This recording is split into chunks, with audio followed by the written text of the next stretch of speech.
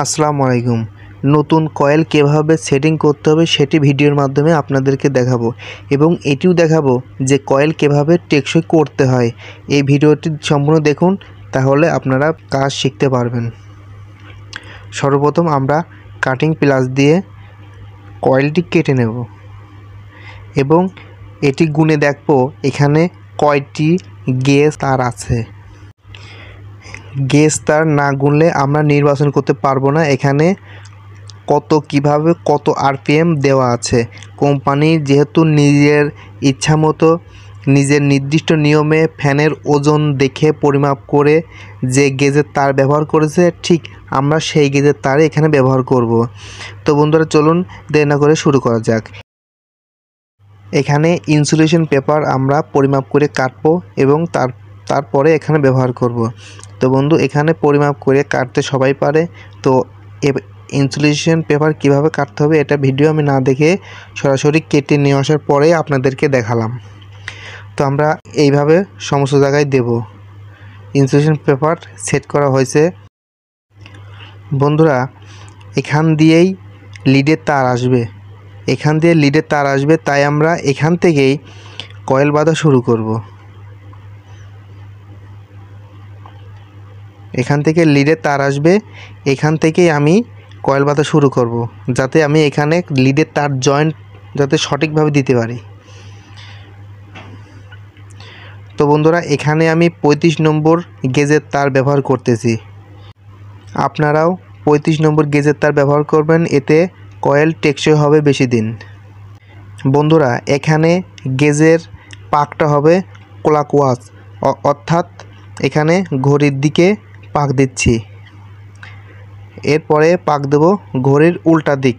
তো বন্ধুরা, আমরা এটা আগে বেঁধে নিই, তারপরেই আবার উল্টা দিক যখন বাঁধবো তখন আপনাদেরকে দেখাবো কিভাবে ঘড়ির উল্টা দিকে দিতে হয়। বন্ধুরা, এখানে আমার 350 পাক দেওয়া আছে।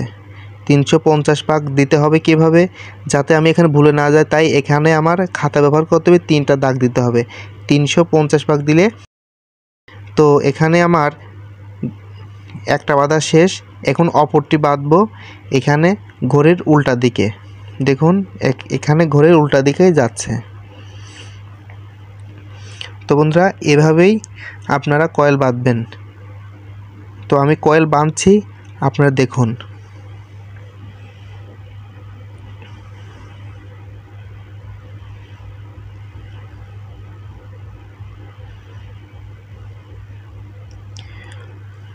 বন্ধুরা, প্রথম কাজ করতে দেরি হবে, পরে আস্তে আস্তে অভ্যাস হয়ে গেলে কাজ করা দ্রুত হবে।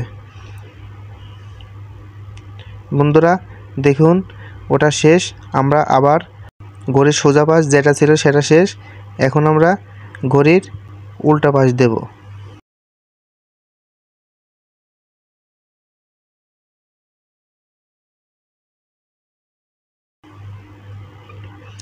বন্ধু দেখুন, আমরা এখন ঘড়ির উল্টা পাশ দিচ্ছি। ঘড়ির সোজা পাশ দেওয়া শেষ। দেখুন, এখন আমরা ঘড়ির উল্টা পাক দেব। এভাবেই বন্ধুরা আমি এখানে কয়েলের গেজ বাঁধতেছি।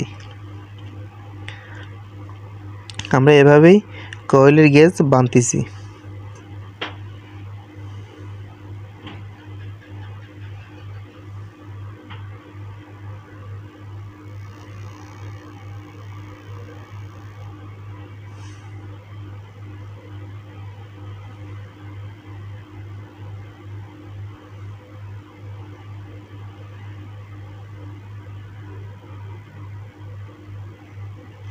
বন্ধুরা, আমরা এভাবেই আস্তে আস্তে দ্রুত বাঁধার চেষ্টা করব।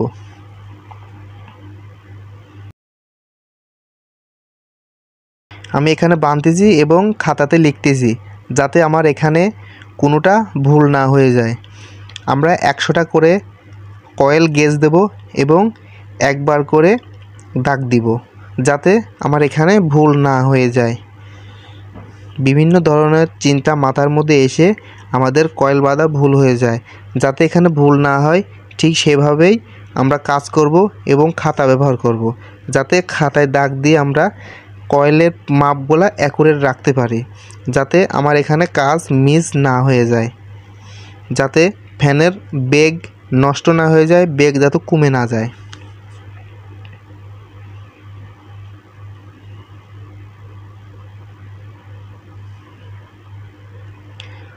দেখুন এখানে যে লিডের তারটা আসবে, এই লিডের তারের সোজা থেকে আমি কাজ শুরু করেছি, যাতে আমার লিডের তার যাতে সঠিকভাবে আমি এখানে কানেকশন দিতে পারি।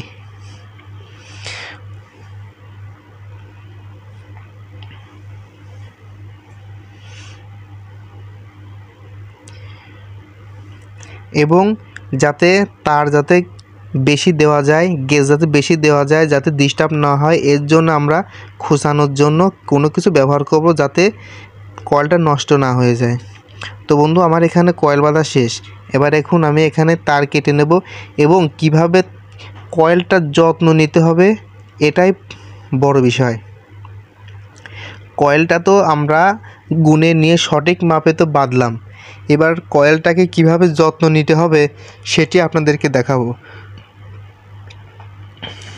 আমরা আগে এভাবে এই ইনসুলেশন পেপারটা কেটে নেব।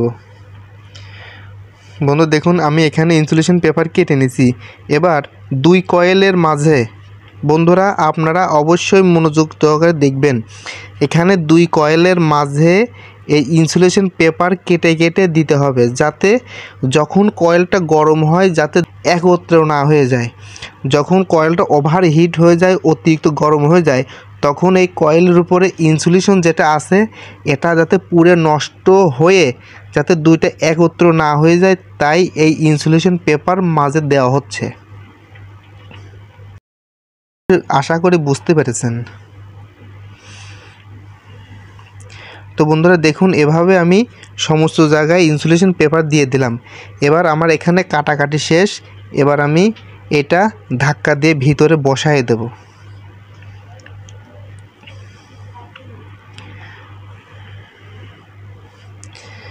দেখুন আমি এটা কিভাবে ধাক্কা দিয়ে বসায় দিচ্ছি, এটা ভিতরে ঢুকাই দিচ্ছি কিভাবে। বন্ধুরা এটা আমরা আগেই ঢুকাবো না, আগে দুই কয়েলের মাঝে ইনসুলেশন পেপার দেব, তারপরেই এইভাবে ঢুকাই দেব। এভাবে ঢুকাই দিলে পরে ইনসুলেশন পেপার দুই কয়েলের মাঝে ঢুকানো যায় না। এইটা আগে ঢুকা দিলে দুই কয়েলের মাঝে ইনসুলেশন পেপার ঢুকানো যায় না।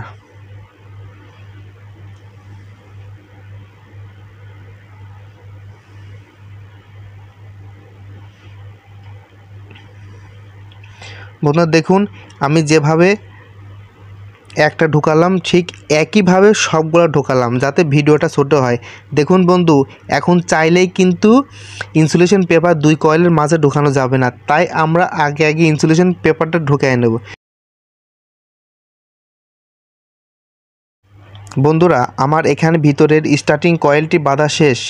এখন আমরা বাহিরের রানিং কয়েলের কাজ করব। এই রানিং কয়েলের কাজ ভিতরের তুলনায় 10 গেজ বেশি, 10টা তার বেশি। বন্ধুরা আমরা ভিতরে দিছি হচ্ছে 350 পাক, এবং আমরা বাইরে দেব, বাইরে রানিং কয়েল বাইরে দেব হচ্ছে 360 পাক। এভাবেই সমস্তগুলা আমরা ক্লকওয়াইজ এবং অ্যান্টি ক্লকওয়াইজ এইভাবে করতে করতে করতে করতে কাজটি শেষ করব। তারপরে আবার দেখাবো কিভাবে কয়েলের যত্ন নিতে হবে। বন্ধুরা কাজ তো আমরা সবাই করি, কাজ তো সবাই প্রশিক্ষণ নেওয়ার চেষ্টা করি, কাজ কিভাবে টেকসই করতে হবে আপনি আমার কাছ থেকে জেনে রাখুন। বন্ধুরা যখন আমরা ভিতরের স্টার্টিং কয়েলে দুই কয়েলের মাঝে যে ইনসুলেশন পেপার দিছিলাম, এখন আমরা বাইরের রানিং কয়েলের ইনসুলেশন পেপার দুই কয়েলের মাঝে দিব, যাতে দুই কয়েলের ইনসুলেশন নষ্ট হয়ে একত্র না হয়ে যায়, যাতে ফ্যানটা টেকসই হয়। বন্ধুরা আপনারা যদি এইভাবে কয়েলের কাজ করেন, ফ্যানের কাজ করেন, তাহলে আপনারা কাজ করে ফ্যানকে গ্যারান্টি দিতে পারবেন, ওয়ারেন্টি দিতে পারবেন।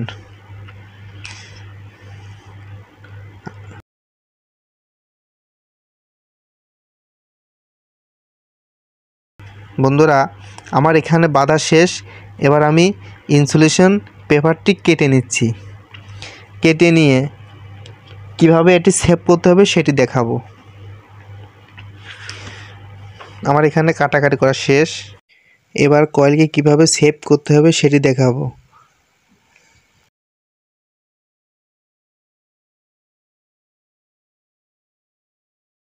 বন্ধু দেখুন, ইনসুলেশন পেপার আমরা কেটে নিয়ে বাইরের অংশ দিয়ে দিছি যাতে কয়েলটা বাইরে চলে না আসে।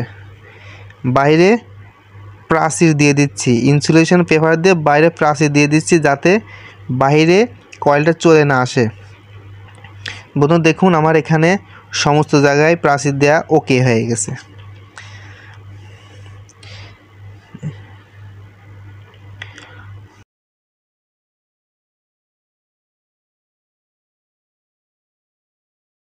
বন্ধুরা এখন আমরা লিডের তার ব্যবহার করব।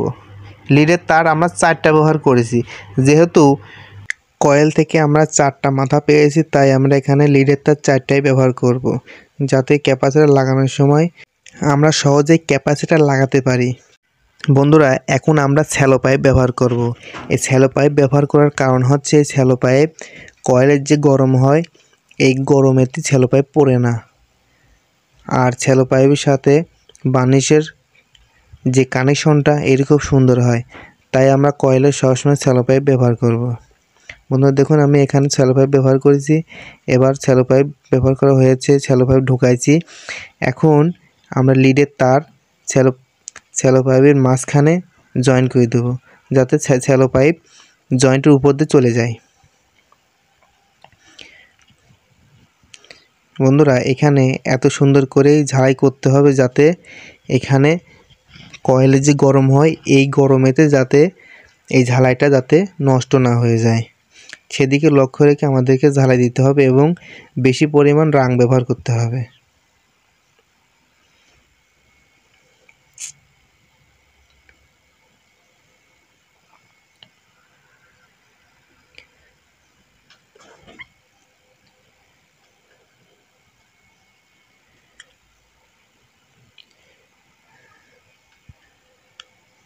কয়েলের সাথে যাতে লিডের তারের কানেকশন যাতে সঠিক হয় তাই আমরা সেদিকে লক্ষ্য রেখেই ঝালাইটা দেব, এবং প্রতিটা লিডের তারের উপরেই যাতে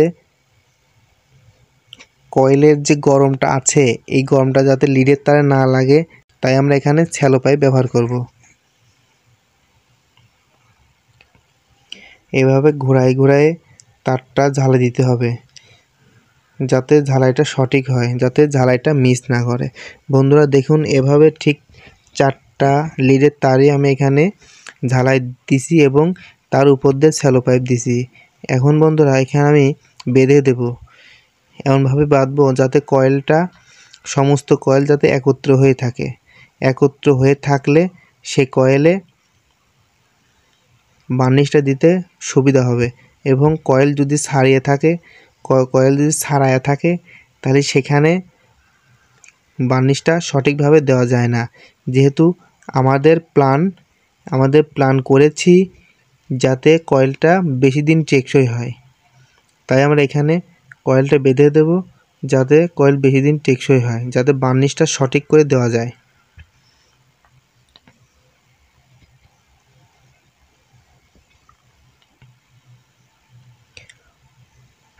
বন্ধুরা আমরা এখানে সোজা দিকেও বাঁধবো এবং তার অপর পাশেও বা উল্টো দিকেও একইভাবে সুন্দর করে বাঁধবো। বন্ধুরা এখানে বার্নিশ দিতে হবে 4বার বার্নিশ দিতে হবে, যাতে কোনো ক্রমেই যাতে মিস না করে, এমনভাবে বার্নিশ ব্যবহার করতে হবে কয়েলের শিরায় উপশিরায় বার্নিশ যাতে চলে যায়। এদিকে লক্ষ্য রেখে আমরা বার্নিশ দিব, এবং বার্নিশটা একাধিকভাবে দেব, এবং বার্নিশটা একাধিকবার দেব। একাধিকবার বার্নিশ দিলে বার্নিশটা টেকসই হয় এবং ভারী হয়, কাজটা সুন্দর হয়। ভিডিওটি ভালো লাগলে একটি লাইক দেবেন এবং আমার এই ভিডিওটি শেয়ার করে অন্যজনকে দেখার সুযোগ করে দিন। ধন্যবাদ।